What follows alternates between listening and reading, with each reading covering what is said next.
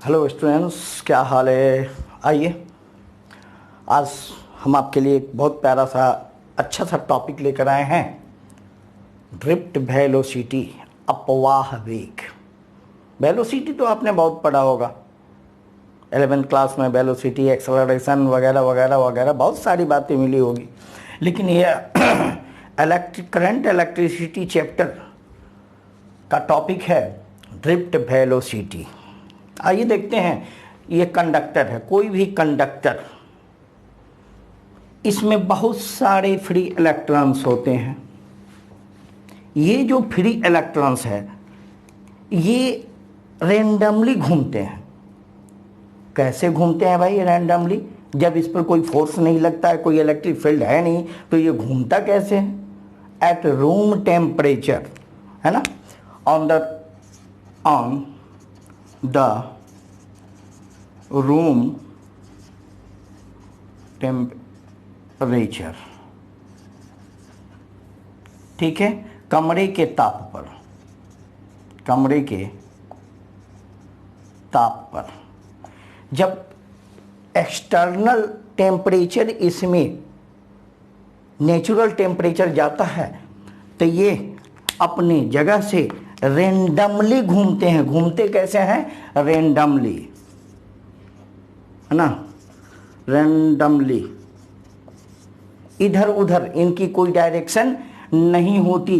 ये मान लो इधर जा रहे हैं, ठीक है, यहाँ जाना है, ये इधर घूम रहे हैं, ये इधर जा रहा है, ये इधर की ओर जा रहा है, ये इधर की ओर जा रहा है, ठीक है। यह रेंडमली अपने इधर उधर घूमते रहते हैं।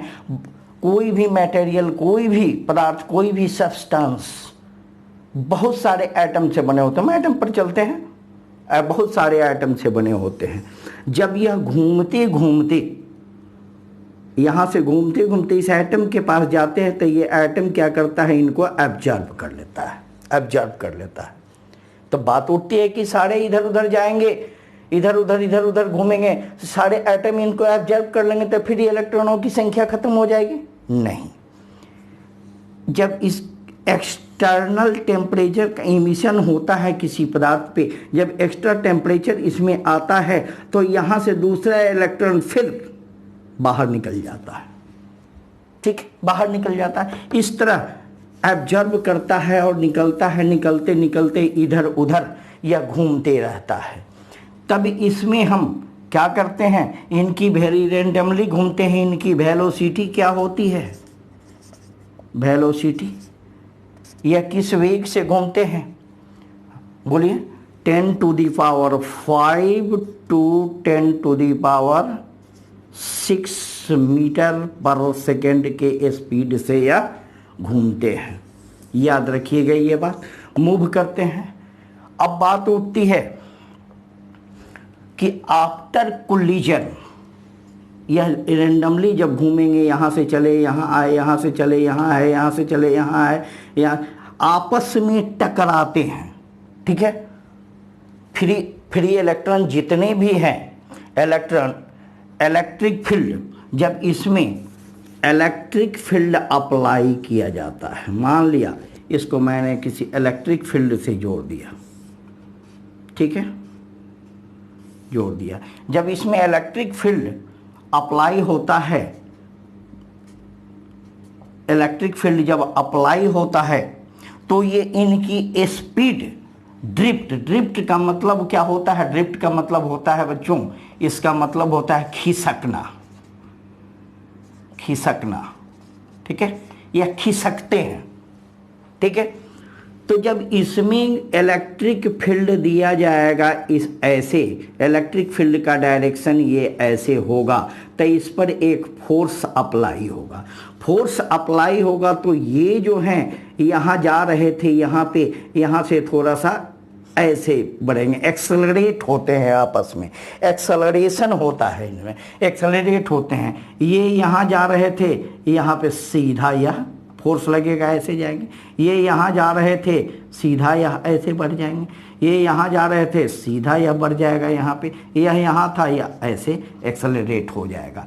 यह आपस में कोलिजन टकरा टकरा कर इनकी एनर्जी जो होती है खत्म हो जाती है।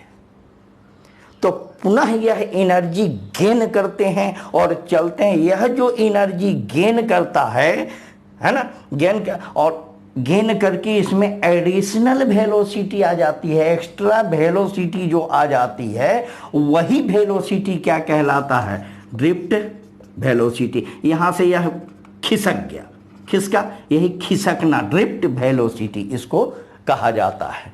ठीक है, तो इस ड्रिफ्ट वेलोसिटी को भैया हम डिफाइन कैसे करेंगे? Definition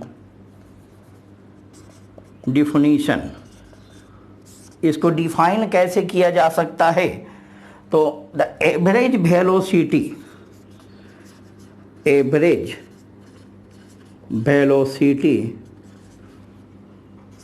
of electron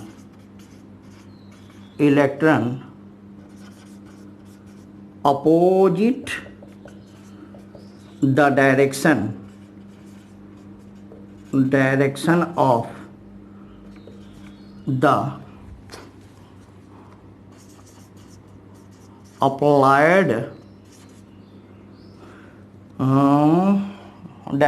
of the applied electric field is called drift velocity. इसको हिंदी में कहते हैं आरोपित विद्युत क्षेत्र। आरोपित विद्युत क्षेत्र की दिशा के विपरीत इलेक्ट्रॉनों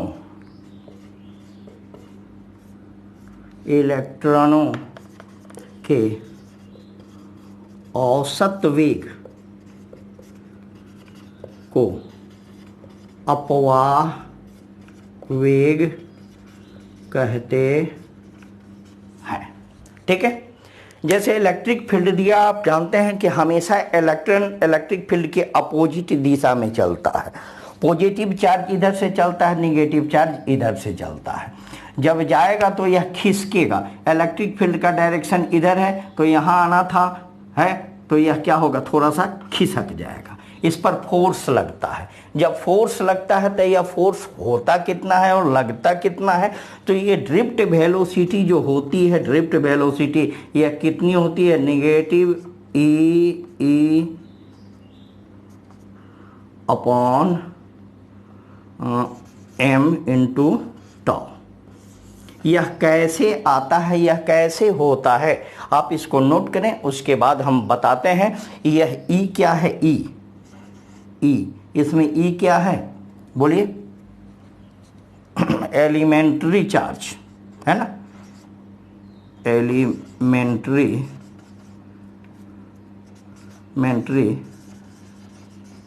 चार्ज। ई क्या है? इलेक्ट्रिक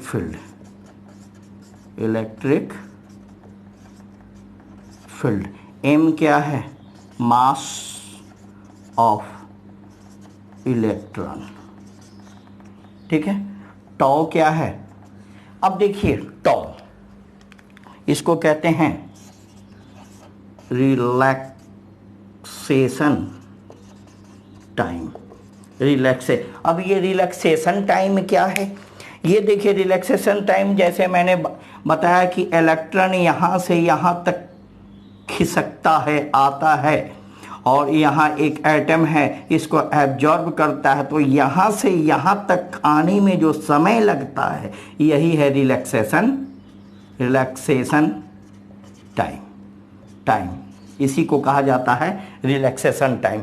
यहाँ से यहाँ तक खिसकने में जो समय लगता है उसको हम कहते हैं relaxation time. At room temperature, जब इसमें इलेक्ट्रिक फील्ड नहीं दिया रहता है, वह रेंडमली घूमते हैं इधर उधर, उनकी यादृच्छिक, उनकी कोई दिशा निश्चित नहीं होती है, इधर उधर घूमते हैं, एक दूसरे से टकराते हैं, सर फोड़ते हैं, टकराएंगे और टकराएंगे तो उसकी एनर्जी खत्म होगी, और एनर्जी जब खत्म होती है तो एक पुनः एनर्जी को गेन करता है, और गेन करता है और उसमें एक वेलोसिटी आ जाती है ना, एडिशनल वेलोसिटी आ जाती है। उसी एडिशनल वेलोसिटी को हम क्या कहते हैं, ड्रिफ्ट वेलोसिटी, यानी ड्रिफ्ट माने होता है खिसकना, खिसकने के बाद जो उसमें वेलोसिटी आती है वह ड्रिफ्ट वेलोसिटी कहलाती है। और खिसकने में जो समय लगता है यहाँ से यहाँ तक जाने में, उसी को कहते हैं रिलैक्सेशन टाइम।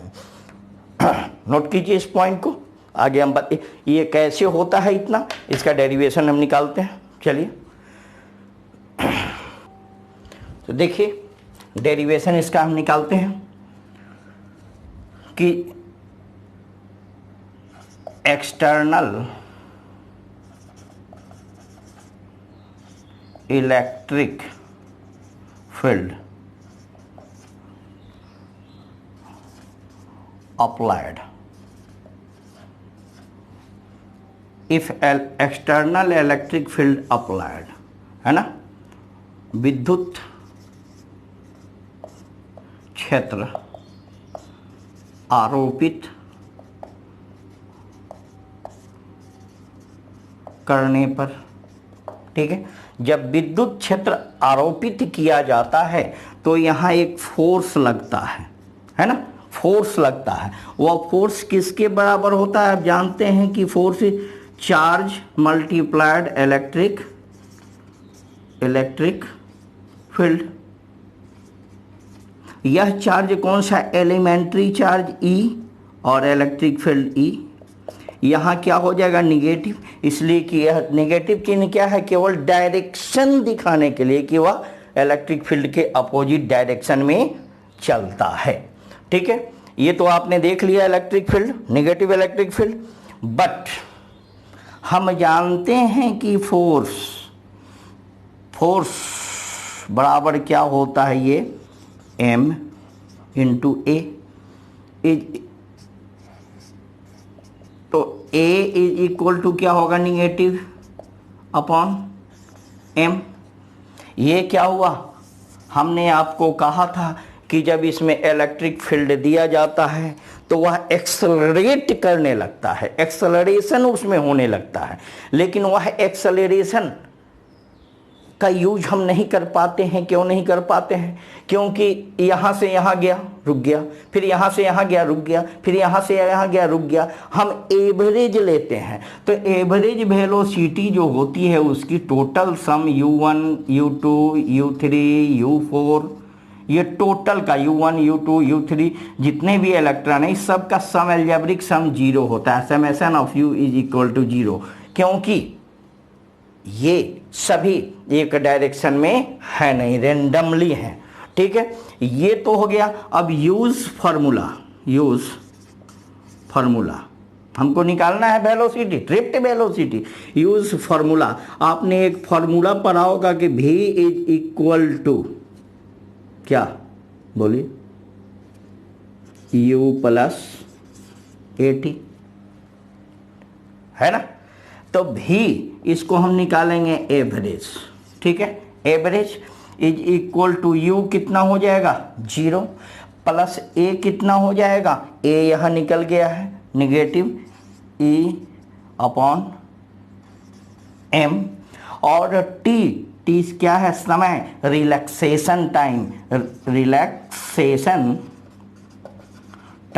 रिलैक्सेशन टाइम को हम किससे इंडिकेट करते हैं, टॉ से। किससे करते हैं हम, टॉ। यहाँ क्या है, टॉ, रिलैक्सेशन टाइम। ठीक है, अब यही एवरेज वेलोसिटी क्या कहलाती है, vd, drift velocity. Drift velocity कितना हो जाएगा, बोलिए, e अपॉन m इंटू टॉ। ये निगेटिव साइन हमने हटा दिया, इसलिए हटा दिया कि ये केवल डायरेक्शन को इंडिकेट करता है कि किस डायरेक्शन में जा रहा है। तो ये है आपका drift velocity. Right now note कीजिए। अब आगे का टॉपिक हम देखते हैं फिर से। क्या मिटा दें, रफ कर दें इसको। चलिए अब आइए नेक्स्ट टॉपिक हम देखते हैं, रिलेशन बिटवीन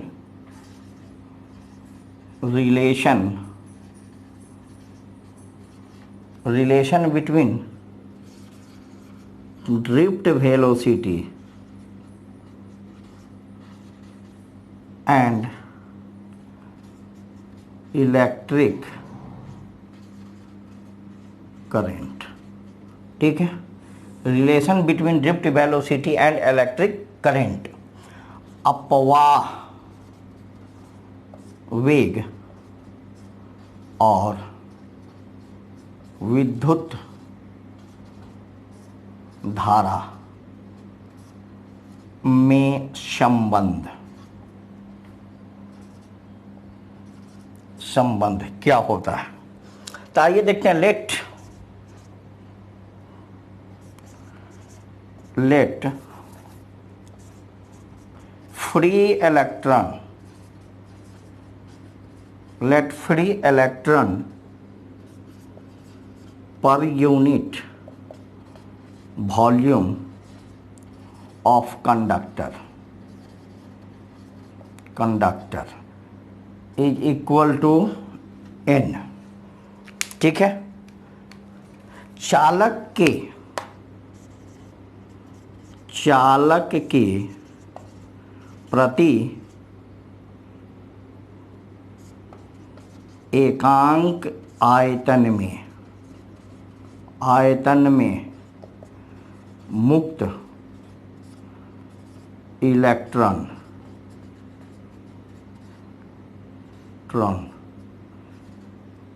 बराबर n। ठीक है, तो कंडक्टर में तो एगो नहीं होगा, एकांक आयतन में, एक आयतन में तो n इलेक्ट्रॉन है। आयतन क्या होता है? तो टोटल फ्री इलेक्ट्रॉन कितना होगा ये बोलिए। एक इलेक्ट्रॉन में तो टोटल आयतन कितना होता है? एरिया मल्टीप्लाइड लेंथ, लंबाई गुणे एरिया क्या हुआ? Length into breadth into height, तो ए इंटू एल। और कितना इलेक्ट्रॉन है? एन, तो एन इंटू ए एल, इतना तो हो जाएगा, है ना। एन या इसको हम पहले ऐसे लिख सकते हैं, n into volume of conductor. तो एन इंटू वॉल्यूम क्या होगा? Area into length. चलिए ये तो हो गया एन एल। अब आ जाइए हम देखते हैं, if magnitude of charge of each electron, प्रत्येक इलेक्ट्रॉन के आवेश का परिमाण, है ना, प्रत्येक इलेक्ट्रॉन के आवेश का परिमाण अगर एलिमेंट्री चार्ज हमने बताया था ये ई, प्रत्येक इलेक्ट्रॉन के आवेश का परिमाण, तो टोटल चार्ज कितना होगा ये बताइए। टोटल चार्ज को हम क्यू से इंडिकेट करते हैं, कितना होगा बोलिए। एगो का इतना है और टोटल आयतन कितना है? इतना, तो क्या होगा? एन ए एल इंटू ई। होगा या नहीं होगा? होगा। अब आ जाइए, the time taken for the charge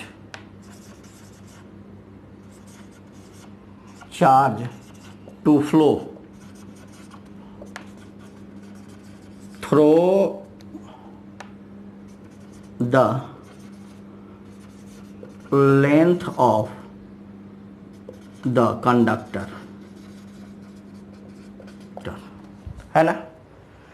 the time taken for the charge flow, ये कंडक्टर है, इसका कोई लेंथ होगा, इसमें चार्ज को फ्लो करने में जो समय लगेगा या नहीं लगेगा, चार्ज यहाँ से यहाँ तक जाने में उसको कुछ तो समय लगेगा। चालक के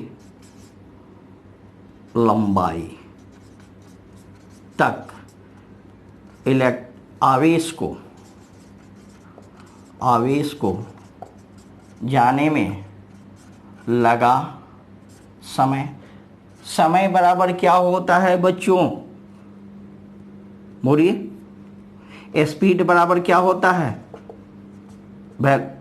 डिस्टेंस अपॉन टाइम, दूरी बटा 4। तो टाइम बराबर क्या होगा? टाइम बराबर डिस्टेंस अपॉन स्पीड यानी वेलोसिटी, है ना। यह वेलोसिटी कैसा? ड्रिफ्ट वेलोसिटी होगा ना या नहीं होगा? बोलिए, क्या टाइम लगेगा? Drift velocity. अब ये देखिए, टाइम बराबर क्या होगा? टाइम बराबर डिस्टेंस क्या है? यहाँ से यहाँ तक जाना है डिस्टेंस, इसका लंबाई यानी L अपॉन स्पीड के कौन सा? इलेक्ट्रॉन जा रहा है, चार्ज जा रहा है, तो उसमें वेलोसिटी किसकी? ड्रिफ्ट वेलोसिटी यानी V इंटू डी। ये तो टाइम निकल गया या नहीं निकला? अब देखिए, according to definition of electric current, definition of electric हमको निकालना है वेलोसिटी और विद्युत धारा में से। तो विद्युत धारा में according to definition of electric current की परिभाषा के अनुसार I इज इक्वल टू क्या होता है? I इज इक्वल टू कितना होगा? Q अपॉन T होता है, चार्ज पर यूनिट टाइम, वही ना इलेक्ट्रिक करंट है। तो अब आ जाओ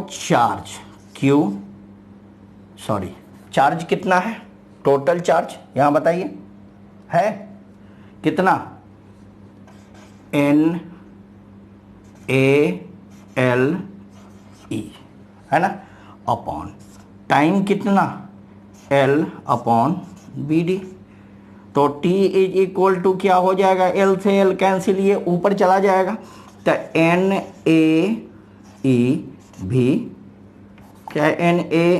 NaVD और E, ये टाइम निकल गया। अगर कहने का मतलब अब ये है कि ये क्या है? नंबर फिक्स है, ये नहीं बदलेगा। Area, cross sectional area fix है, ये भी नहीं बदलेगा। तो बदलेगा क्या भैया? इलेक्ट्रॉन, ये भी फिक्स है ना। तो यह T जो है, T नहीं ना, ये I ना निकला है जी, करंट I जो है directly proportional to drift velocity के।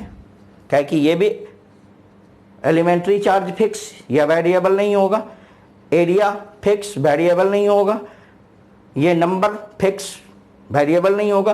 तो ये क्या है? टर्म वेरिएबल, ड्रिफ्ट वेलोसिटी, इसके डायरेक्टली प्रोपोर्शनल होता है। तो संबंध क्या है इसमें? क्या रिलेशन हुआ कि I is directly proportional to drift velocity, current is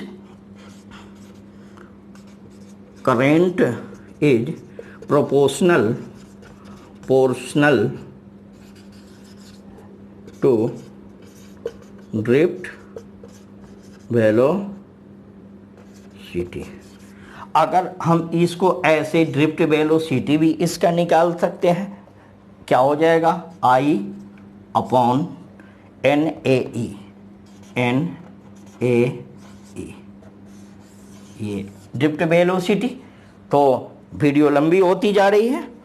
आज आपने देखा drift velocity, relation between drift velocity and electric current. अब नेक्स्ट टॉपिक में हम देखते हैं कॉम्बिनेशन ऑफ रेजिस्टेंस। तब तक अगले वीडियो का इंतजार कीजिए। और जब इतनी गर्मी में ये 3 बजे सुबह कि अभी 3 बजे हैं, हम आपके लिए वीडियो लेकर आए हैं, तो हमारे लिए तो लाइक और सब्सक्राइब तो बनता है बच्चों, है ना। निश्चित ही करोगे। लाइक और सब्सक्राइब जरूर कीजिए, बेल आइकन को पुश कीजिए, जिससे आने वाला मेरा वीडियो सबसे पहले आप तक पहुंच सके। तब तक के लिए